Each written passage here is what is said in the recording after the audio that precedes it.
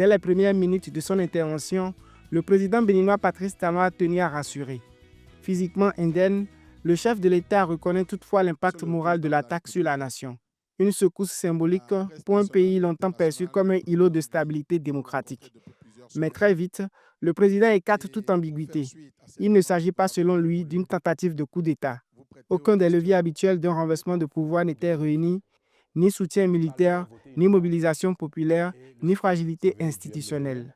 L'acte est décrit comme isolé, porté par des individus sans assise politique réelle. Ceux qui ont opéré l'attaque n'étaient pas tous, sinon, dans leur grande majorité, ils ne relèvent pas de la garde nationale. Ce sont quelques soldats qui étaient en séjour dans le camp de Togbe pour des formations, pour des mises à niveau assurées par quelques formateurs de la garde nationale. L'armée béninoise tout entière, et notamment la garde nationale,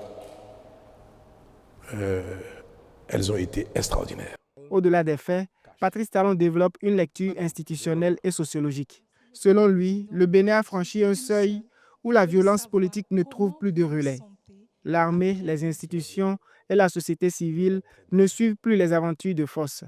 Le président écarte toute lecture en termes de crise de gouvernance et évoque plutôt des itinéraires personnels marqués par la frustration et des ambitions sorties de leur cadre démocratique, parfois récupérées par des acteurs politiques périphériques.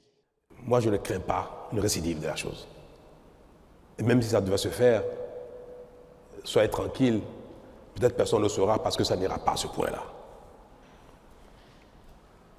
C'est vrai, ils sont en fuite et c'est vrai que nous voulions qu'ils déposent des armes. Sur le plan régional et sécuritaire, le chef de l'État assume pleinement ses choix de coopération qu'il présente comme un devoir de responsabilité. Le message est clair.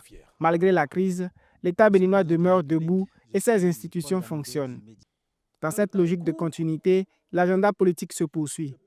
La réforme constitutionnelle instaurant le septennat et le bicamérisme est désormais en vigueur après validation de la Cour constitutionnelle.